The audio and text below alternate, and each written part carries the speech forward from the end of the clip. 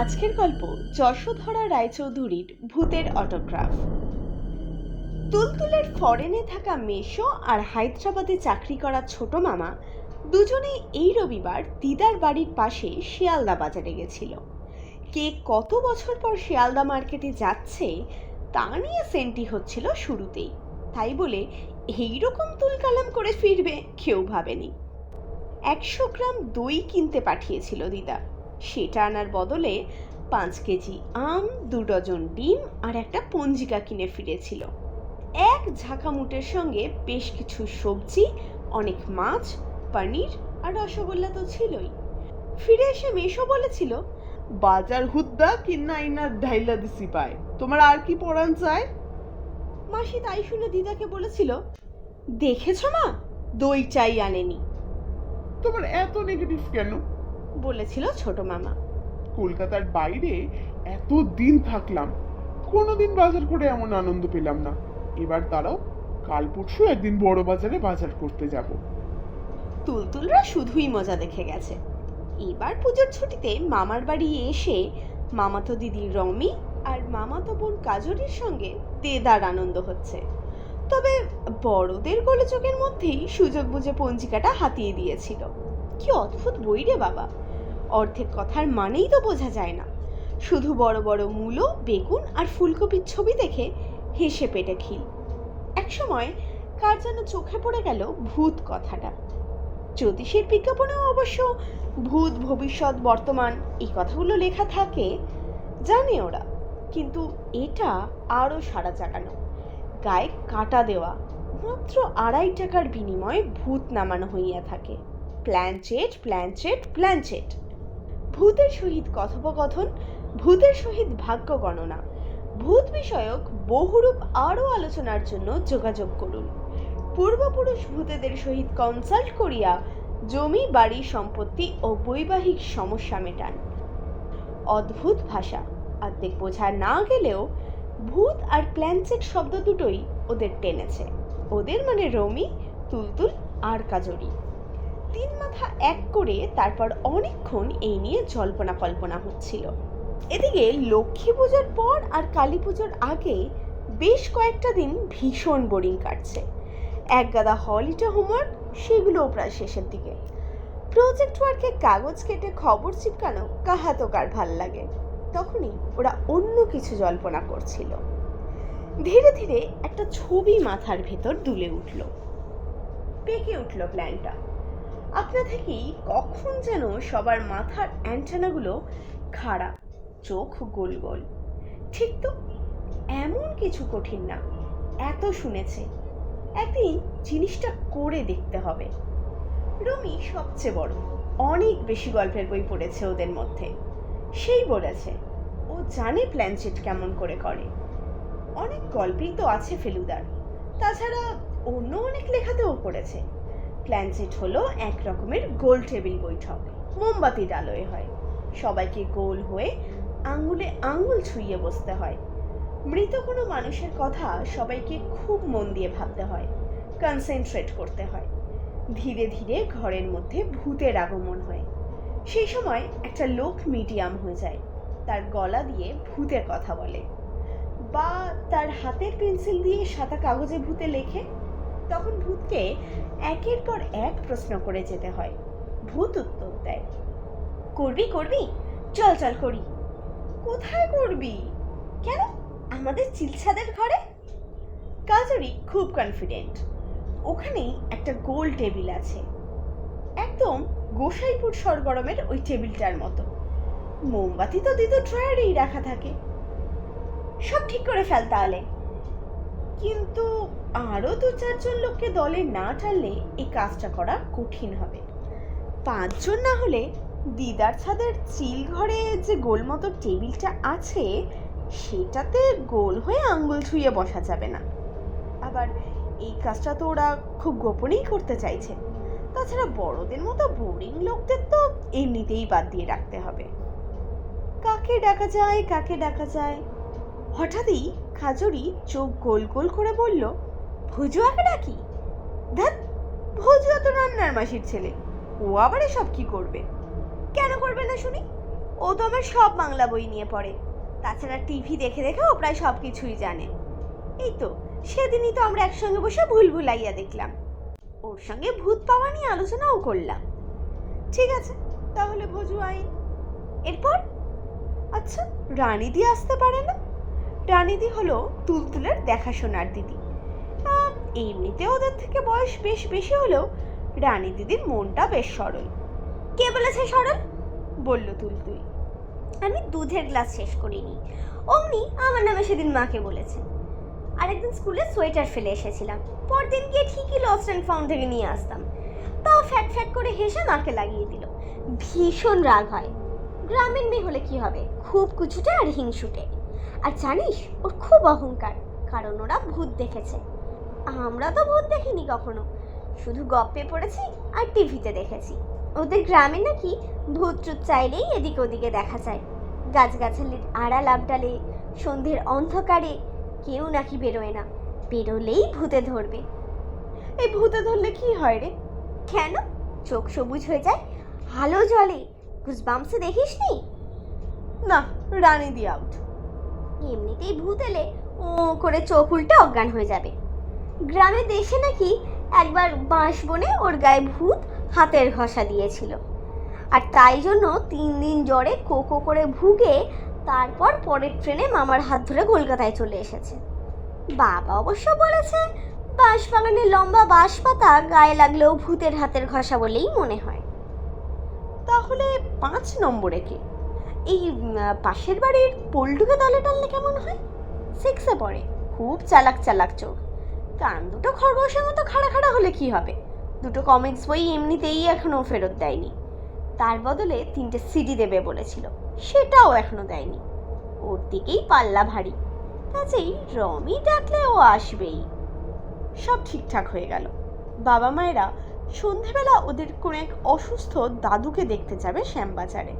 এই সময়টাই শ্রেষ্ঠ। ফিস ফিস গুজগুজ চলল। খাওয়ার সময় কাজরি মাছ খেতে ভুলেই গেল। রানীদি আবার সেটা নিয়ে হাসলো। তখন তুলতুল বুদ্ধি করে মামুকে বলে মাকে দিয়ে রানীদিকে বকা খাওয়ালো। সব মিলিয়ে যাচ্ছে তাই উত্তেজনা। একটাই সমস্যা এখনো রয়ে গেছে, ভূত হিসেবে ডাকা হবে কাকে? এমন কেউ যাকে 5 জনই চেনে, আর যে বেশি দিন আগে মারা যায়নি। মানে ভূত হয়ে স্বর্গে গেলে তারপর অনেক দিন কেটে গেলে নাকি ভূতেরা দেশের কথা, ধরি পৃথিবীর কথা ভুলে যায়। সেটা হলে তাদের ডেকে ফেরত আনা খুবই মুশকিল। প্রথমেই দাদুর কথা মনে হলো। এ বাড়ির ভূতপূর্ব কর্তা, মানে কাজরি আর রমির ঠাকুরদা আর তুলতুলের দাদামশাই। দাদু যদিও চলে গেছেন প্রায় 3 বছর হলো। 3 বছর আগে তো তিনি বিদ্যাসাগরী চটি না কি যেন বলে, তাতে ফটাস ফটাস আওয়াজ তুলে ঘুরে বেড়াতেন, 1 তলা থেকে 3 তলা অনর্গল। খেতে বসে বড় কাঁসার থালায় ডান হাতের তর্জনী ঠেকিয়ে মাথা নিচু করে অন্নব্রহ্মকে স্মরণ করে তারপর বাটি চাপা ভাতে একটা ফুটো করতেন। ফুটোর ভেতরে বাড়িতে বানানো গরম ঘি ঢেলে দিতেন। দিদা দুধের সর জমিয়ে রেখে রেখে যেটা বানাতেন, আহা! তুলতুলের এখনো মুখে লেগে আছে সেই চাচির স্বাদ। কিন্তু দাদুকে ডাকলেই তো আর হলো না। দাদু এলে কি প্রশ্ন করা হবে? দাদুর সঙ্গে কথা বলার মতো কোনো কথাই ভেবে পেল না ওরা অনেকক্ষণ। দাদু যে বড্ড গম্ভীর মানুষ। আর একটা সমস্যা হলো, দাদুকে কেমন দেখতে তা সবার ঠিক মনে নেই। পাশের বাড়ির পল্টুর তো জানার কথাই না। তাছাড়া কাজরি এত ছোটবেলায় দেখেছে, ঠিক ভালো মতো মনেই করতে পারছে না দাদুর মুখটা। আর যার মুখ চোখের ওপর ভাসছে না, তাকে কি করে কেউ মনে করবে, কনসেন্ট্রেটই বা করবে কেমন করে? তাহলে অন্য কাউকে ভাবা হোক। ছোট মাসি, তুলতুলের মানে কাজরি আর রমির পিসিমণি 2 দিনের জ্বরে হঠাৎই ওপরে চলে যান, কিন্তু অনেক দিন কেটে গেছে। এতদিন আগে থেকে কি তাকে খুঁজে আনা যাবে? কাজরির মাথায় এলো যে এমনিতেও পল্টু আর ভজুয়া পিসিমণিকে চেনেও না, তাহলে কি বা করা? অনেক ভেবে একটা উপায় বেরোলো। চিল ঘরের দেওয়ালে ঝুলন্ত বুড়ো দাদু টাইপের একটা কার ছবি, এই লোকটাকেই ডাকা যাক। লোকটাকে দেখতে বেশ নাদুস নুদুস, যদিও দাড়ি গোফের জঙ্গলের জন্য মুখটা ভালো মতো বোঝা যাচ্ছে না। ইস, কেমন একটা ভালো মানুষ, কিন্তু ইন্টারেস্টিং শিল্পী গোছের মানুষের ছাপ আছে, তাই না লোকটার মধ্যে? ওকে ডাকতে ক্ষতি কি? নাম জানা নেই, মনে হয় দাদুর ছোট ভাই সেই আর্টিস্ট দাদুই হবেন। সত্যি রে, আর্টিস্ট আর্টিস্ট চেহারাই বটে। পল্টু বলল, ওরই তো ওই ইজেলটা না রে? সবাই ঘাড় ঘুরিয়ে দেখল। চিলঘরের রাজ্যের জঞ্জালের মধ্যে একটা 3 পে সরু লিকলিকে জিনিস। এতক্ষণ তুলতুল ওটাকে ব্ল্যাকবোর্ডের স্ট্যান্ড ভেবেছিল, আসলে ওটা ইজেল। ব্যাপারটা মাথাতেই আসেনি, এখন বুঝলো। এই তো এরকম জিনিসেই ক্যানভাস রেখে তাদের ছবি আঁকে আর্টিস্টরা। আচ্ছা, এই দেওয়ালে টাঙানো ছবিটাও তাহলে ওর? ধুলো আর মাকড়সার জালে ঢাকা একটা ছবি দেখতে পাওয়া গেল। ভক্তি ভরে সবাই এবার ছোট দাদুকে আবিষ্কার করছে একটু একটু করে। ওর নাম জানিস নাকি রে? হারিন্দ্র কি যেন, ধত যাই না ঠিক করে। একটা যাচ্ছে তাই, এত বড় আর্টিস্ট নামই জানিস না? যাকে ছোট দাদু বলে ডাকলে আসবে তো রে? তুলতুল বলল, হ্যাঁ হ্যাঁ তাই করি, চল ওই নামটাই ভালো। তাহলে আর আসল নাম দরকার হবে না। শোন সবাই, গোল হয়ে হাত ঠেকিয়ে বস, একদম কনসেন্ট্রেট ভাই সকল। তুলতুলের পাকা পাকা ভাব দেখে খুব করে হেসে ফেলল রমি। রমি সবার বড়, ক্লাস 8-এ পড়ে। তারপর পল্টু আর ভজুয়া, দুজনেই 11-12, আর তুলতুল 10, কাজরি 8। বাবা মায়েরা শ্যামবাজার চলে গেছেন। রানিদি আর বাড়ির রান্নার মাসি নিচে টিভিতে কান্নাকাটিওয়ালা কোন একটা সিরিয়াল দেখতে ব্যস্ত। সন্ধে ঝুপুস করে নেমেছে, আর কে না জানে লক্ষ্মী পুজোর পরদিন থেকেই তো শুরু হয়ে যায় কৃষ্ণপক্ষ, আর কদিন পরেই ভূত চতুর্দশী। এখনই আকাশে কেমন যেন ঝাপসা ঘষা কাচের মতো কুয়াশা আর ধোয়া মতো আছে। নামানোর এইটাই মোক্ষম সময়। চিলঘরের মোমবাতি জেলে সবাই রেডি হয়ে বসে পড়ল। সামনে ওই ছবি ঝুল ঝেড়ে নামানো হয়েছে। লোকটার মুখের দিকে এক দৃষ্টে সবাই তাকিয়ে আছে। শুধু ভজুয়ার হাতে পেন্সিল কাগজ রাখা হয়েছে, কারণ ভজুয়া যে ভালো মিডিয়াম হতে পারে এটা শুরু থেকেই সবার কেন জানি না মনে হয়েছিল নানান কারণে। প্রথমত ওর চোখ দুটো সরল আর সোজা, আর ও কখনো চাল মারে না, কিন্তু বুদ্ধি সবার চেয়ে ওর কিছু কম না। রান্নামাসির খুব কষ্ট বলে ভজুয়া ঠিক করেছে বড় হয়ে ও ভালো কিছু চাকরি করবে, সেজন্য মন দিয়ে পড়ছে স্কুলে। আর বাড়িতে বাকি সবার যত বই আছে সব নিজে নিজেই পড়ে গুলে খেয়ে রেখেছে। সব মিলিয়ে ভজুয়াটা বড্ড সুইট, তাই ধরেই নেওয়া যায় যে ভূতের মনের কথাগুলো ওর মনের মধ্যে দিয়ে ভালো ট্রান্সমিশন হবে। ছোট দাদু, ছোট দাদু, তুমি কি এসেছো? 5 মিনিট সবাই একদম চুপচাপ হয়ে দম চেপে মনোসংযোগ করার পর চাপা ফিসফিসে গলায় রমি বলল, ওই ডিফেক্টলিটার কি না? সবার চোখ এখন ভজুয়ার হাতের পেন্সিলের দিকে। পেন্সিলটা যেন একটু নড়ে উঠলো মনে হলো না? আচ্ছা, একটা কথা তো কারো মনে হয়নি, ভূত যদি কিছু লেখেও সেটা কোন ভাষায় লিখবে? তুলতুলের বুক ফেটে কথাটা বেরিয়ে আসতে চাইছিল, কিন্তু জিজ্ঞেস করার সাহসই পেল না। ওর মাথাটা একটু বিজবিজ করছে, মোমবাতির শিখাটা কেঁপে উঠল দুবার, বুকের ভিতরটা টিপ টিপ করছে। ছোট দাদু, ছোট দাদু, তুমি এসেছো কি? এবার হাঁসফাঁস গলায় বলল পল্টু। থমথম করছে চারপাশ, ভীষণ ভয় করছে, কিন্তু খুব ভালোও লাগছে ওদের সবার। বুকের ভেতরটা চাপ বেঁধে গেছে উত্তেজনায়। ভজুয়ার হাতের পেন্সিল এখন সত্যিই দ্রুত নড়তে শুরু করেছে। কি যেন লিখছে সেই মন্ত্রপুত পেন্সিল। আরে সত্যিই তো, একদম নড়তে নড়তে অক্ষর তৈরি করতে শুরু করেছে। সাদা কাগজের বুকে গড় গড় করে গড়াচ্ছে। ভজুয়াকে দেখে কিন্তু ভূতে পাওয়া বলে মনে হচ্ছে না একটু, তবে ও বেশ অবাক হয়েই দেখছে। ওর হাত যেন ওর নিজের বশে নেই, চলছে পুরো আপন খেয়ালে। আর পেন্সিল একবারের জন্য উঠছে না কাগজের বুক থেকে। এ কি রে, ভূত ইংরেজি লিখছে কেন? সবার দম চাপা বুক থেকে একটা বড় নিঃশ্বাসের মতো বেরিয়ে এলো বিস্ময়। আহা, কি সব বিদঘুটে অক্ষর! এসব কি? ঈষৎ কাঁপা কাঁপা হাত হলেও স্পষ্ট এই অক্ষরগুলো ভুল হবার নয়, অথচ এর মানে তো কিছুই হচ্ছে না। আলকুনা মীরা চলোসা চোসা। খেয়েছে। এ কি রে? পল্টু চেঁচিয়ে উঠল। ছোট দাদু, আপনি কি সত্যিই এসেছেন, নাকি আপনার বদলে এটা জার্মান বা ফরাসি কি যেন একটা ভাষার মতো লাগছে যে? ও ছোট দাদু! কাতর স্বরে বলে উঠল রমি। দমচাপা ঘরটায় শুধু পেন্সিলের শব্দ। সাদা কাগজে পেন্সিলের টানে টানে একটা বৃত্ত তৈরি হচ্ছে, নিটোল গোল বৃত্ত, সাদা পাতার প্রায় সবটা জুড়ে। আপনি বৃত্ত আঁকছেন কেন হে মাননীয় ভূত? হঠাৎ কেমন যেন ঘোর লাগা গলায় বলে উঠল তুলতুল। ওর স্কুলের জ্যামিতি ক্লাস মনে পড়ে গেল। গা শিরশির করছিল, কান কটকট করছিল। এই চুপ কর না রে, ছোট দাদু তো আর্টিস্ট ছিলেন, বৃত্ত আঁকতেই পারেন। জানিস না, বৃত্তই হলো সবচেয়ে নিখুঁত শেপ। ধমকে উঠল রমি। পল্টু ফিসফিস করে বলতে শুরু করলো, বৃত্ত হলো নির্দিষ্ট পরিসীমার মধ্যে আবদ্ধ বৃহত্তম ক্ষেত্রফল। বৃত্ত বিশেষ ধরনের প্রতিসাম্যের অধিকারী একটি আকৃতি।